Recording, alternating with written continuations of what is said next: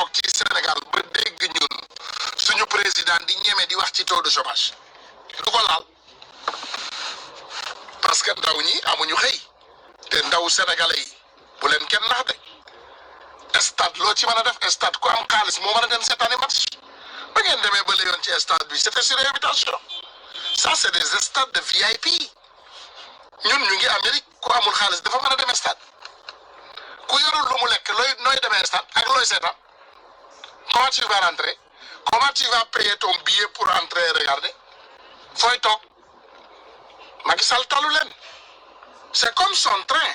comme le train express régional qu'il a fait ça c'est un train de luxe ñaata nit ñooy xëy dem Diamniadio lu fa am lu fa nit di wuti yéen da ngeen di jëlee avion jëlu leen avion vous n'allez pas prendre des avions demu leen fenn la réalité mooy le taux de chômage du Sénégal chaque mois dañ ko war a déclarer bu nekkee tey 20% mois bii ñëw mu wàññeeku nekk 18 mois bii ñëwaat mu wàññeeku donc loolu mooy réew maa ngi développé mais taux de chômage kenn tuddatu ko ñoom dañu ne ñi ànd ak Macky nee nañu xippi suñu bët yi xool li fi Macky def mooy tali yi mu defar quelque temps avec l'aide de Banque mondiale ak yeneen defar ko ak yeneen stade yoo xam ne dañ ko leb clé en main stade bu doon jar tey 50 milliards clé en main 75 milliards lay jar maanaam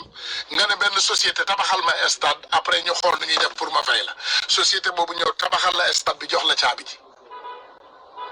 il faut doomu aadama yi di bàyyi loolu xel ñun suñu réew yi nekk boo gisee ñu avancé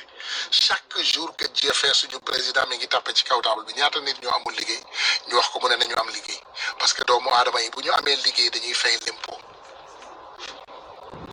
nit ñi bu ñu amee liggéey dañuy fay impôt loolu mooy suqali réew dañuy liggéey di fay l'impôt waaye ñun suñu réew suñu président de la république tàllul koy liggéey Macky nous mettra ce pays au chaos. Regarde ça, Fatou Ndiaye. Mon taux de chômage chez les jeunes, c'est à 70%. Imaginez, on est à 70% de taux de chômage des jeunes au Sénégal. Ça, c'est la réalité. Tay bo xolé ci suñu réew yi da ngay tiit sax ñun boo ñëwee ci suñu réew yi non boo defee taux de chômage 6% nit ñi dañuy def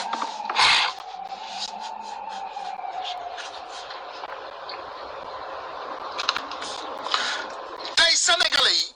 on souffre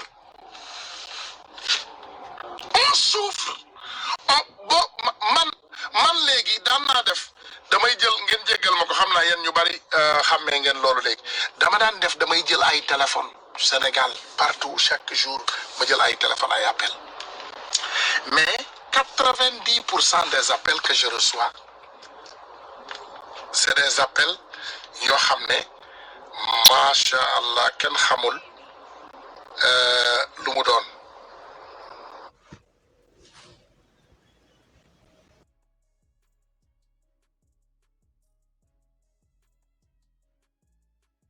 mois après bu 500,000 personnes dee après nag ñu soog a toog di xalaat ay solution ko donc loolu bàyyi leen ko xel parce que parfois tu parles avec des cons ils ne prêtent pas attention ñoom yaakaar nañ ne def naa lii waaw jàpp naa ngunu ginaar bi waaye def na faites attention c'est des conseils d'amis que je vous donne Sonko bu ko dara dal Sonko bu ko dara dal la vie de Sonko maanaam l'existence continuelle du Sénégal dépend de la vie du président Ousmane Sonko jàpp dañ ci fii yóbbu hôpital ne wala ñu ngi koy traité yooyu yëpp xam nga nit mënoo jóg di exploser ay nit moom ne waa jàngi ci biir kaso bi loolu mënta nekk loolu c'est logique mais dinañu xeex ak yéen loolu bëgg nañu ngeen xam ko mais bàyyi leen xel ci loolu ngeen def très attention xaw ma ku leen di conseiller dégg naa Moustapha Diakhaté di génn di wax ay waxi dof xaw ma kan moo leen di conseiller bàyyi leen xel ne bakkanu Sonko bis boo leen ko rotalee problème dana am de te man nag dama leen di avertir dama leen di dànkaafu nag après bu amee pour ngeen mën a toog nag wala toog xoolaat autorité bu yaakaar ne bakkanu Ousmane Sonko mën naa rot rek ngeen continuer gouverner très facilement et très simplement ça c'est un danger loolu benn la. damay continuer nag ñëw ci li nga xam ne moom mooy opposition sénégalaise bi ndax booy wax doomu aadama yi ñu bari duñ la déglu. j'ai mal au cœur bu ma leen nee tey naqariwuma li Ousmane Sonko nekk ci kaso bi je vous dis du n'importe quoi j'ai mal au cœur bis bu ne ma xalaat plan bu bees bis bu ne nag may xalaat pexe bu bees bis bu ne ma xalaat pexe bu bees chaque jour que Dieu fait ma xalaat pexe bu bees te pexe yi may pexe yëpp benn baaxu ci ndax pexe yëpp toj cottu ndeyu Macky Sall ak taal Sénégal chaque jour nag ma fexe bu bees mais nag bis bu ma leen demee ba sës ba def dara Sonko moom boobu dootul amati pexe boobu on va passer directement à l'explosion te loolu baaxul arrangé wul kenn ci ñun nag ndax ñun bu ñu gënaloon ñëpp dundu Sénégal am ay élections inclusif ñëpp bokk ku man sa morom daan parce que ça qu'on a remarqué que le président Ousmane Sonko a déjà gagné les élections au Sénégal.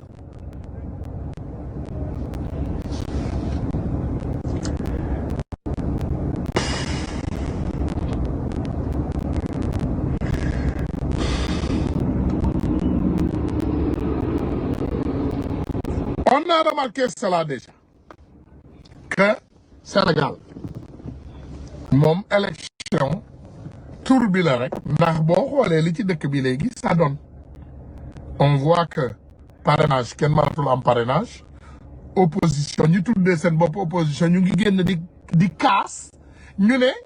waaw Sonko mi ñu jaay doole mu nekk ci kaso bi te ñoom du ñu wax ci moom ñu ne pourquoi nit ñi duñu génn jox leen ñoom parrainage yi te parrainage du forcé doomu aadama yi ngeen bëgg ñu parrainer leen dañ leen gëmul they don't believe you they don't believe you they don't believe you they do not believe you ñoom gëmuñu la ñii ngeen xam ne ñoom ngeen di xaar pour ñu jox leen parrainage gëmuñu leen they don't believe you ñooñu gëmuñu leen donc vous avez un problème très sérieux xam nga du ñooñu rek ñoo leen gëmul malheureusement ñun tamit gëmuñu leen xam nga tey boo xoolee li xew Sénégal bi ngeen créé F24 sénégalais yëpp tàccu le président Ousmane Sonko était malade il a laissé tout ce qu'il faisait il est allé signer mu dem mu signer F24 front bi nga xam ne moo dajale opposition bi yëpp dafa dem signer ana F24 yéen ñëpp yéen a ngi laqatu ndey seen suufu lalu yaay yi ne parti di namp bi borom ak namp yéen ñëpp. Est-ce que vous avez remarqué quand le président Ousmane Sonko venait ci langue politique 2017 les événements du Sénégal étaient pareils xool leen li xew nii léegi moo xewoon parce que booba mi ngi jaay doole ay ñoom Mamadou Diop Decroix ñu ngi leen di jàpp ngay seen tànk yi comme ay xar sànni leen ci ay auto police di maltraiter Sénégal yi Ousmane Sonko bi muy ñëw ci langue politique bi loolu moo xewoon. F24 ana ngeen l'opposition sénégalaise en général pas d'attaque personnelle waa taxawu ñoom dinaa leen jox tuuti benn information Abba Mbaye dañ ko diggoon président non vice-président assemblée nationale la ñu diggoon Abba Mbaye mi ngeen dégg mu yor làmmiñam nii Abba Mbaye mu Khalifa Sall mi nga xam ne Ousmane Sonko tax mu falu député fële ci Saint-Louis ndax mairie bi gis nga def na ko waaye dafa meroon parce que waa Pastef lii moo taxoon Pastef jeunesse bi bañoon faral Abba Mbaye Saint-Louis lii moo taxoon parce que ils l'ont vu venir xam nga nag dinaa la wax dara gis nga jeunesse su Pastef jeunesse yu nanditee jeunesse bu nanditee ngi nii chaque jour ñu fàttali ma nag grand bul def erreur ñii traître lañu grand quel traître la jeunesse laa lay wax mais Ousmane Sonko comme moom ndeysaan xol bi dafa rafet moom dafa ne donner la chance à tout le monde ne jugez pas les gens may leen ñëpp chance donner la chance à tout le monde may leen ñëpp chance voilà bu leen gaaw a juger nit ñi waxtaan leen ak ñoom ñu xool ñu teg ko ci yoon Ousmane Sonko noonu lay waxee donc Abba Mbaye li xew dëgg bi xew dañ ko dig vice-président assemblée nationale la ñu dig Abba Mbaye ñu promettre ko ne dañ koy jox vice-président assemblée nationale mais affaire bi jur coow bi mu juree coow li mel ni dégg man le coow li bari gars yi ne ko léegi na teg lépp ci suuf ñu jox ko liquide koppar xaalis bu takku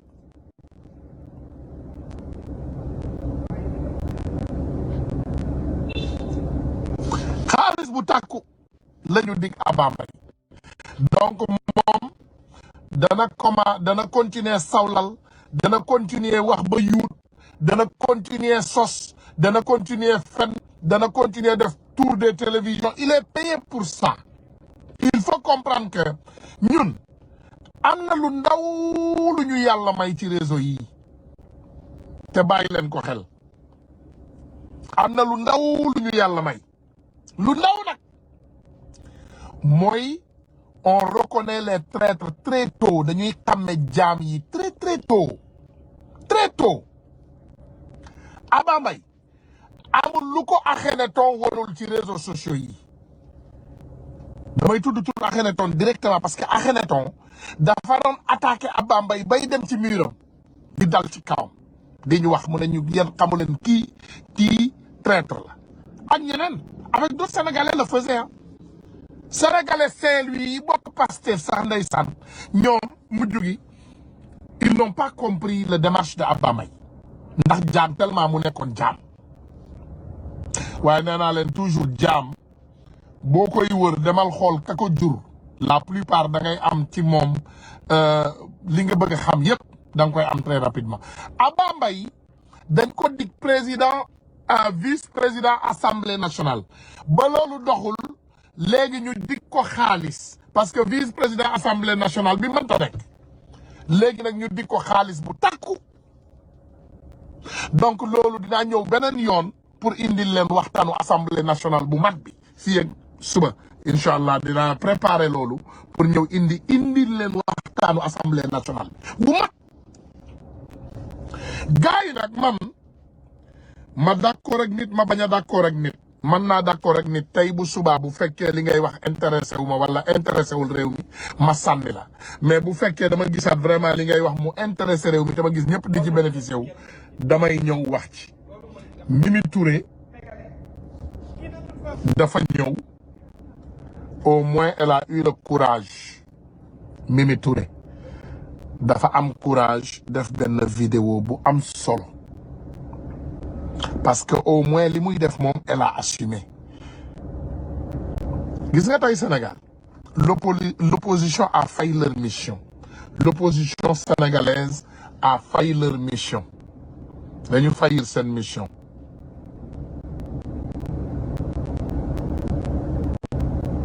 voilà l'opposition sénégalaise a failli leur mission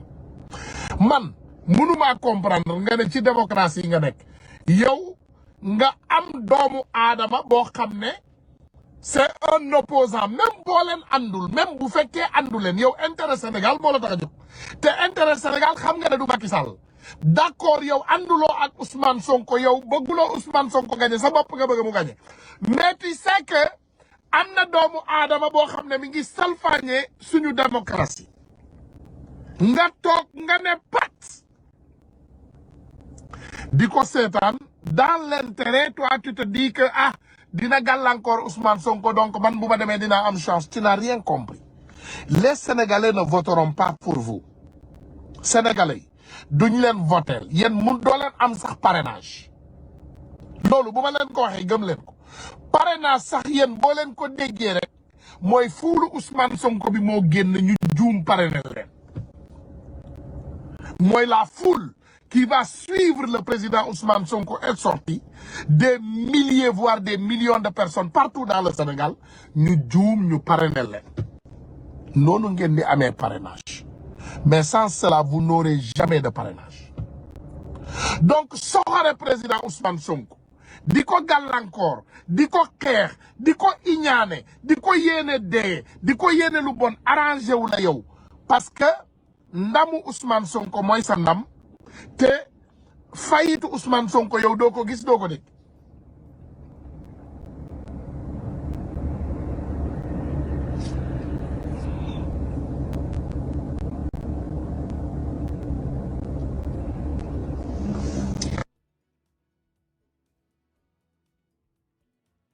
doo ko dégg. premier nit yu ko nax c'est l'opposition sénégalaise.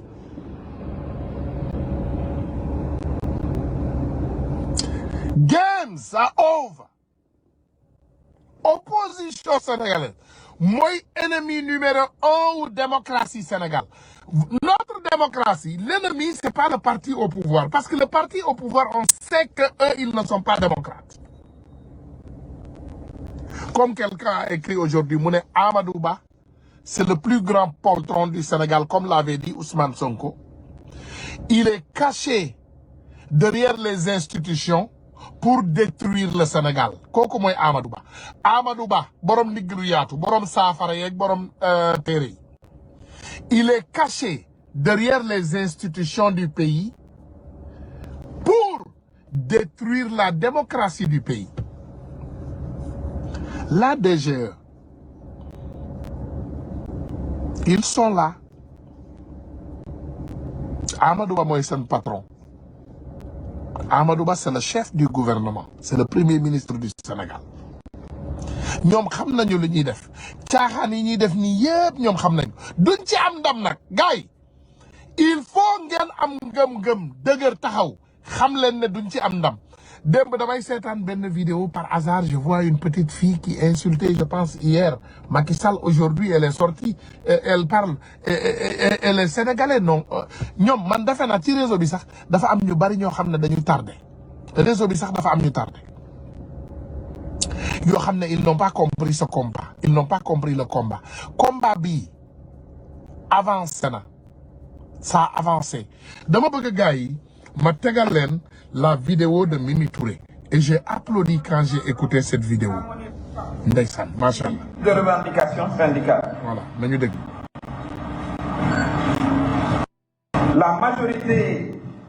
des Sénégalais, je peux vous dire, ne sera pas du tout impressionné par ces tournées. Car tout le monde sait que c'est de la politique folklorique et du gaspillage intolérable de nos maigres ressources publiques.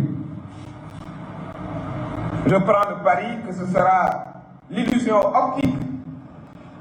des mobilisations Ndiaga en payant des gens qui ont besoin du billet de 5 000 francs qu'on leur donne pour monter dans les cars. Et c'est justement cette manière mercantiliste de faire de la politique qui est d'autant plus intolérable que la plupart des familles sénégalaises tirent le diable par la queue et parfois même cherchent la queue du diable. Et que les jeunes meurent en mer par désespoir. C'est à mon avis une des pires formes d'arrogance pour ces gens qui nous dirigent, qui sont censés apporter des solutions aux populations actuellement dans la détresse. Cette campagne politique déguisée de Amadou Ba est totalement irresponsable dans le contexte actuel. Elle traduit une claire indifférence face aux souffrances des Sénégalais, qui de toute façon lui rendront la monnaie de sa pièce au soir du 25 février, car ils savent comment traduire leurs souffrances et leurs frustrations dans les yeux.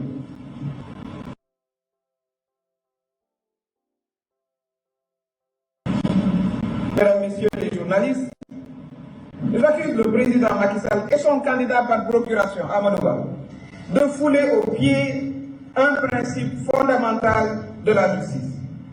c'est-à-dire l'application obligatoire des décisions de justice. On est actuellement en plein déni de droit.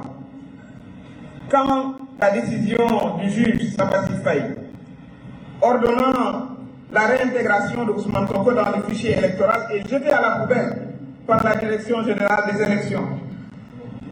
Je rappelle qu'en France, après l'interdiction de la marche pro-palestinienne,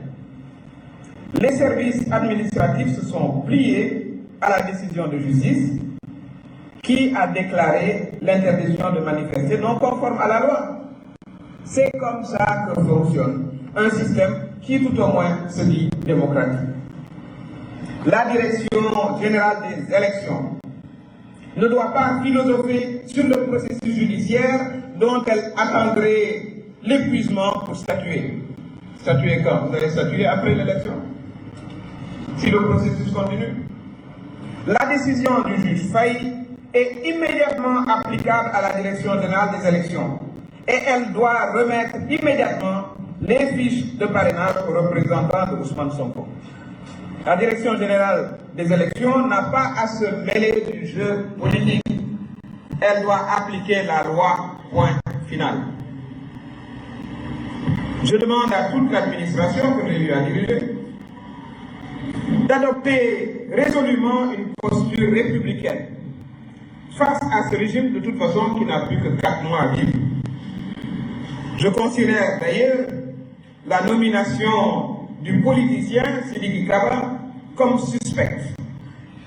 Et j'appelle l'opposition véritable à redoubler de vigilance et à s'unir pour assurer des élections inclusives et transparentes. Le logiciel de contrôle du parrainage devra d'ailleurs être impérativement audité par les représentants des candidats de l'opposition pour éliminer toute tentative d'élimination frauduleuse de candidats. Voilà. Mesdames, Messieurs, j'ai rendu visite aux détenus de l'opposition à Tambacounda. J'ai rencontré les responsables départementaux, d'abord de Mimi 2024, ensemble, je les ai vus, responsable départemental de PASTEF et la responsable des jeunes du même parti, PASTEF, respectivement Souleymane Dembélé, Abdou Mbaké Sall et Fatou Zamba Wagé. Ils sont le symbole de ces milliers de jeunes et militants qui croupissent en prison dans l'indifférence totale de Macky Sall et de Amadou Ba, qui comptent les y maintenir aussi longtemps que possible, plongeant ainsi des milliers de familles dans la tourmente et la douleur. Chez moi-même, le cœur meurtri par tant de violations des droits individuels. Et j'interpelle les organes des Nations Unies en charge du respect des droits humains sur ces milliers de prisonniers d'opinion au Sénégal, parmi lesquels le coordonnateur adjoint du F24. Nous étions avec Aliou Sané dans la même délégation le jour de son arrestation lorsque nous rendions visite à Ousmane Sonko à son domicile. Nous demandons aux juges, tous ensemble, tous membres de la délégation, d'être entendus sans délai comme témoins pour certifier que Aliou Sané n'a à cette occasion posé aucun acte contraire à la loi. Mesdames, Messieurs, je l'ai dit à l'entame de mon propos. Je vous exhorte, vous les journalistes, à continuer à jouer votre rôle dans l'approfondissement de notre démocratie. Même si vous aussi avez fait les frais de la dure répression du régime, continuez à faire montre de courage afin que l'opinion sénégalaise continue à entendre toutes les voix, notamment celles qui s'indignent contre l'usage de la force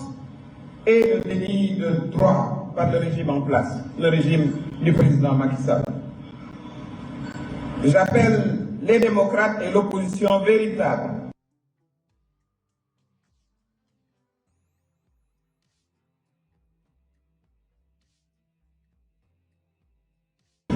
notre justice pour renforcer l'état de droit et offrir un véritable espoir à nos jeunes, à nos femmes, aux pères et mères de famille, aux personnes âgées, bref, à tout le peuple sénégalais. Pour cela, il faudra en finir avec le régime APR Benno en battant à plat couture Amadou Ba qui revendique haut et fort une continuité de Macky Sall, c'est-à-dire une continuité de l'injustice sénégalaise, une continuité du coût de la vie insupportable, une continuité du chômage massif des jeunes et une continuité du désespoir généralisé du peuple sénégalais. Je vous remercie.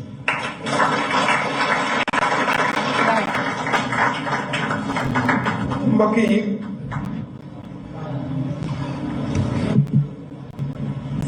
maa ngi leen di nuyu yéen journalistes yi. li mu wax ci français moom lay bamtuwaat ci wolof dama bëgg sénégalais yi ngeen xam ne tey on est dans un désastre on est dans dañu nekk ci danger xam nga nag suñu responsabilité la en tant que sénégalais en tant qu'activiste en tant que membre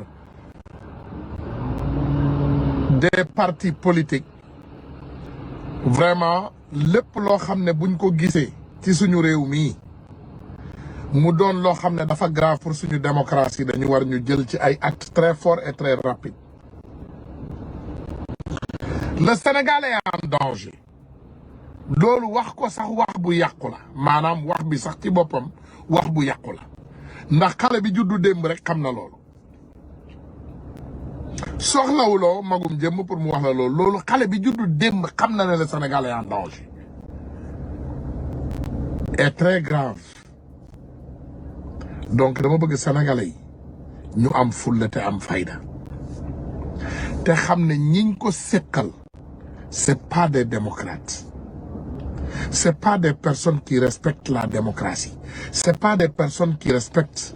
la justice c'est pas des personnes qui sont là pour l'intérêt général du Sénégal. Gis nga li Mimi Touré wax nii dama leen di indil beneen vidéo boobu ci wolof la koy bantu donc dama leen bëgg a indil beneen vidéo dama leen bëgg a indil il est rendu en dernier ressort. déglu leen lii Dernier ressort mooy amul appel. déglu leen voilà déglu leen vidéo bi. Jugement boobu il est rendu en dernier ressort. Dernier ressort mooy amul appel amul opposition c'est exécutoire immédiatement et aussi mën nañ ko yóbbu Cour suprême wante Cour suprême c'est pas suspensif. Recours en cassation c'est pas suspensif. Texte Cour suprême ngi nii. explique-moi. bu soobee yow tam baax na tey kay moom parce que di nga xuus foofu mu leer ci bopp Sénégal yi comme léegi décision de justice bi dañ ko exécutoire. Voilà. Dernier ressort la ku yóbbu Cour suprême teewul dara c'est pas suspensif. waaw loi wu Cour suprême ngi nii article 36. lire nag wala ma lire soo ma joxe ma lire. te sa journal am nga jot de sa télévision bi. jox laa bëri. Lire 36 après nga tourné nii ah seeti 74-2. 74-2. 74-2 fii la ngay yem. mooy lii doo lii amul njëriñ. Lire 36 bi. bàyyi ma lire ko. lire lii. nee naa leen juriste lay doon tey. Bon, le délai de recours et le recours ne sont suspensifs que dans les cas suivants. En matière d'État, en matière d'État mooy surtout sa date de naissance et cetera sama date de décès yooyu mooy lu ma ko parce que sama bos laa wax wala sama date de décès loolu mooy État. quand il y a faux incident mooy la. faux incident si biir procès ma ne kii ba nga fi dugal si faux da nga def ay faussaire nga. Ok.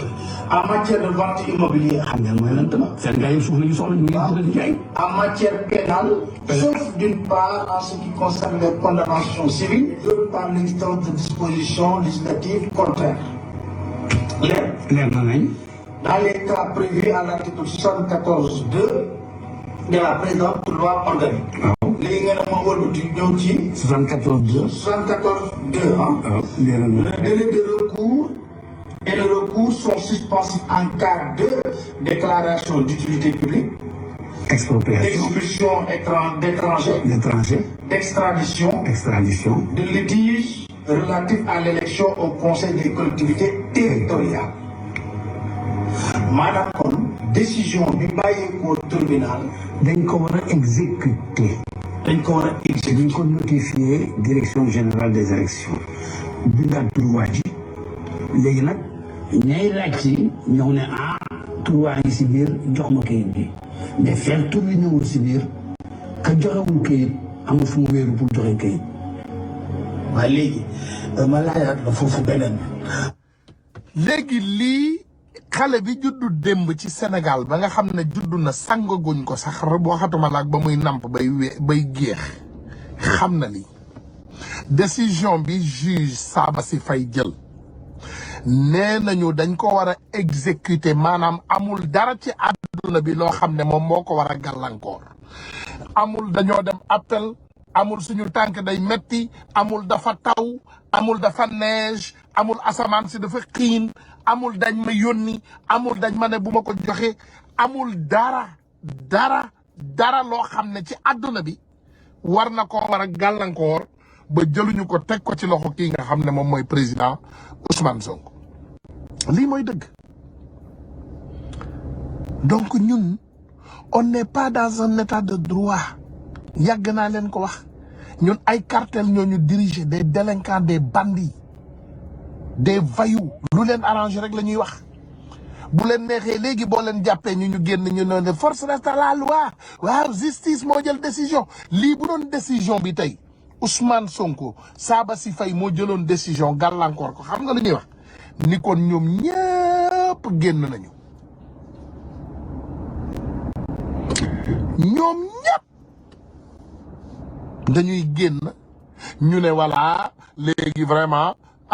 attekat yi atte vraiment Ousmane Sonko war na vraiment respecter recours yi dem justice billahi wallahi bu doon moom moo amul woon dëgg lii la waa Kambale di wax mais léegi en même temps juge bi génn jox Ousmane Sonko dëgg ces bâtards là ils continuent à sortir leur zizi et se masturber devant nos figures et ñun ñu taxaw foofu di leen seetaan di leen xaar sëñ bi on doit résister gis nga Macky Sall waxoon naa leen ko fi ay fan ci ginnaaw nee naa leen fay na quelques responsables wàcce na plus de 80 millions ci UCAD bu Dakar pour bañ ñu ubbi école yi jël na ñi mu war a manipuler mu manipuler leen jël na ñi mu war a jënd mu jënd leen pour nee na école bu mu am ba avril 2024 dañ ko jox nee na ndigal ne école bis bu amee xale yi dinañu génn toj sa cottu ndey mu ne léegi kon tëj leen école yi ba avril 2024 parce que sinon xale yi dinañu génn te xale yi bu ñu génnee dañuy dal sama kaw donc Macky nee na université yëpp daf leen di tëj ba avril 2024 mais selfishness maanaam calculer doomu jàmbur bi nga xam ne yaayam jur na ko tette ko màggal ko man rek parent la man tey professeur bu jógoon ne samay doom du jàng école ma dem rey la imaginez Macky Sall jàpp école système éducatif Sénégal yëpp en otage pour ses intérêts personnels ab réew ni muy doxee ab réew ni muy fonctionner tey par exemple préfet bu retraité beneen préfet buy jël médecin bu retraité beneen médecin buy jël avocat bu retraité beneen avocat buy jël juge bu retraité maanaam Macky Sall nee na dafay delloo institution Sénégal yëpp ginnaaw ba mu delloo suñu démocratie bi ginnaaw daf ñuy delloo ginnaaw pendant des décennies loolu la Macky Sall wax man de xam naa ne sëñ Touba waa Sénégal la Maam Alaaji Malick waa Sénégal la Lat Joor Alburi maanaam ak yeneen daanaan yu mag yooyu yëpp Cerno Souleymane Baal waa Sénégal la te xam naa ne ba nootkat bi jógee bëgg leen noot billahi ils ont fait face te man gëm naa ne l'élément déclencheur est au tournant et les Sénégalais se leveront billahi dinañu jóg te yàggatul dinañu jóg te billahi danañu yegg ci Macky Sall ak famille am te duñu leen may dara et on va les atteindre Macky Sall yàgg naa leen wax ne Samuel Doe la tudd Samuel Doe Sall Sénégalais yi il faut man par contre je ne fais pas partie des Sénégalais qui veulent seulement dégager Macky Sall et la vie est belle non je suis parmi ces Sénégalais qui prient à Dieu que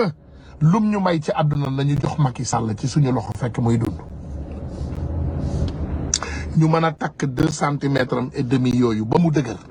di ko watat ci tali Dakar yi man loolu laa gëm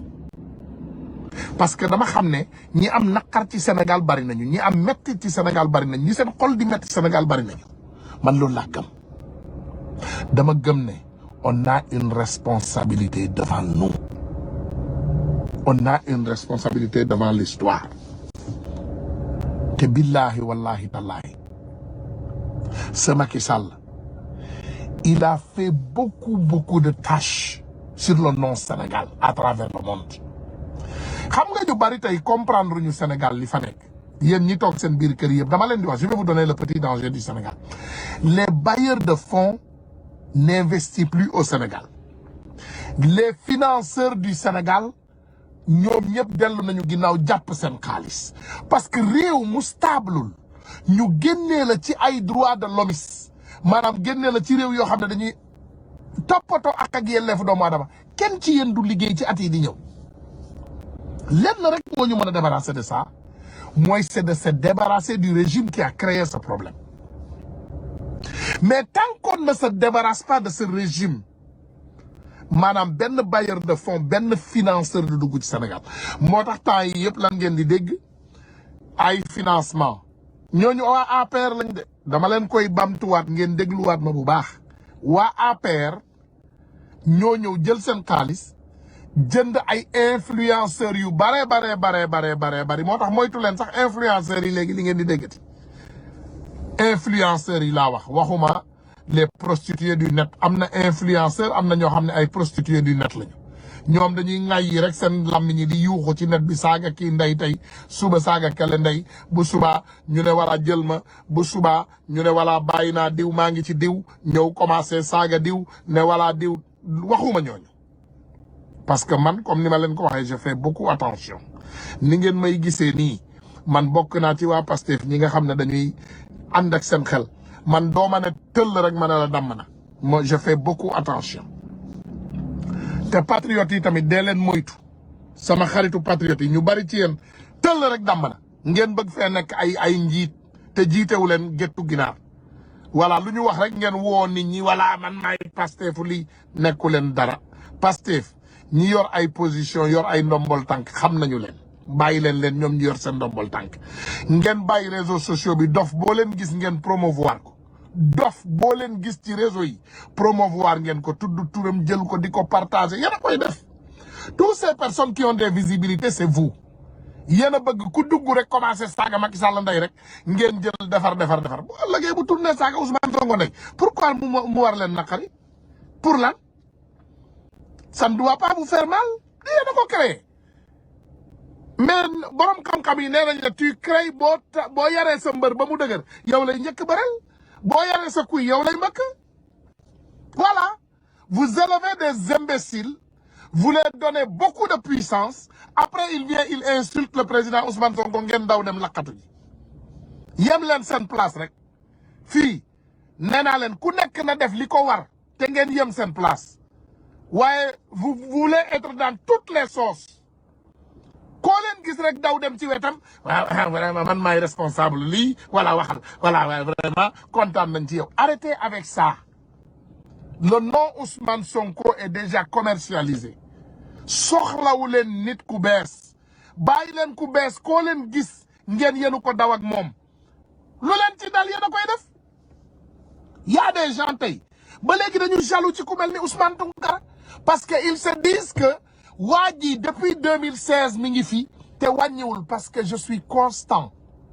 man xaaruma ku ma partagé xaaruma ku jël sama vidéo ne maa fi gën a rafet xaaruma ku dugal sama photo may ma ay kër faalewuma ndey loolu bu ma pare ak yéen léegi damay dem xool ci lekk yi gën a yanj ma lekk ci maa ngi dawal ci oto yu gën a yanj di tëdd ci kër yu gën a yanj et je m'en fous ku ma partagé ku ma partagé wul li ma gëm daal mooy Sénégal dina changer par A ou par B bàyyi leen dof boo leen gis mu ñëw di leen gondi ci réseau yi di leen won ay ween won leen ay taat siiñ leen wala yenn saay sax ñu sol ay jupe mini ngay yi seeni tànk prostitution des net ngeen jël di partager après suba ils viennent insulter le président Ousmane Sonko c'est vous qui créez les monstres Tous les monstres qui sont créés dans ces réseaux sont créés par vous-même. Quand tu crées ton monstre, et le même monstre vient te détruire, prends tes responsabilités. Arrêtez avec ça. On est dans un combat sérieux. Restons sérieux. Le président Ousmane Sonko nous a bien bâtis. Wax nañu li ñu war a def. Focus. Concentrez-vous sur le combat. Bàyyi leen dof boo leen gis rek yaakaar ne yéen ak moom ànd.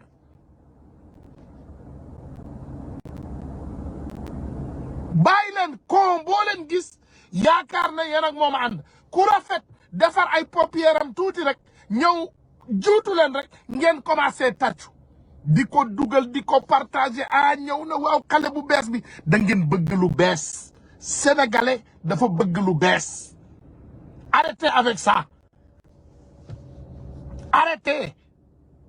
Arrêtez avec ça. Jàpp leen il faut ngeen mën a concentrer wu déjà. Xam nga lan mooy wane déjà ngor. Xam nga ngor lu koy wane. Mooy taatu garab bala doon jox ker démb. Nga mën a dem toog ci suufu taatu garab googu mu lay jox ker. Nga bañ a gis garab gu bees rek war jàmm sa garab buy màgget ba. Maaxalla jàmm ngeen ba jàmm ñi leen bëgg. Lu tax doo leen dem partager Issa Diène et pourtant il est constant seen waay la allez partager Issa Diène. Lu tax doo leen dem partager ñoom Djidji ñoom Akhenaton ils sont constants dem leen partager leen. Lu tax doo leen dem 1 million d'abonnés sur Pape Alé Niang. Pape Alé Niang saa bu defee live 1 million de personnes ñoo ko war a gis. Pourquoi doo leen ko def. Ngeen dem di xool ay xale yu tekkiwul dara yoo xam ne tojuñu fenn. La plupart nee naa leen baadoolo mooy jur baadoolo ngeen jàpp leen di leen partager après ëllëg ils viennent vous insulter. Bu leen ma yónneeti vidéo kenn na ma envoyé un vidéo de personne. Boo leen amee ful la am fayda def leen ni man nee naa leen man amul Khaliphone Sall wala tous ces patriotes là quel patriote wala tous ces traîtres là ay ñoom Fouta Ndiaye ay nangam amul lu ñu def ful pour jege ma bañ. J'ai refusé. Ba ci waa ji Cissé mi nekk Amérique nii j'ai refusé parce que man je ne suis pas un n'importe qui du ma jaxasoo ak n'importe qui. Donc xam leen seen bopp Ousmane Sonko lu baax moo koy wër. Ñii saaga dafa xewati ci réseau sociaux def naa la nii def naa nii sa ndey loolu xewatul da ngay xam ne ñoom ànduñu sax ak jamono ñun ñu ngi wax gauche ñoom ñu ngi wax droite. Macky Sall la fi ne ñun xam nañu Macky Sall ce qu'il fait.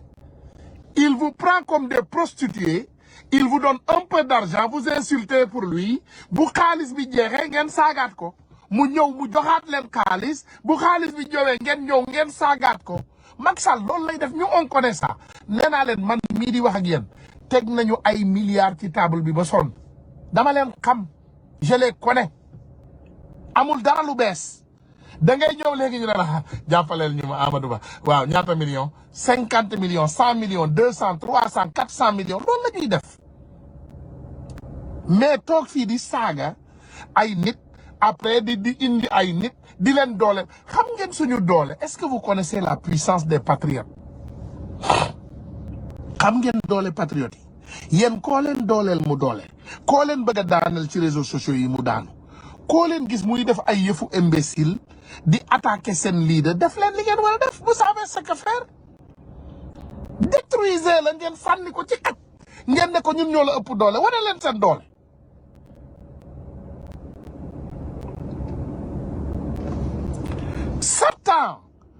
temps bi ñu nekk nii beautiful ndeysaan Gloria Shila mu ne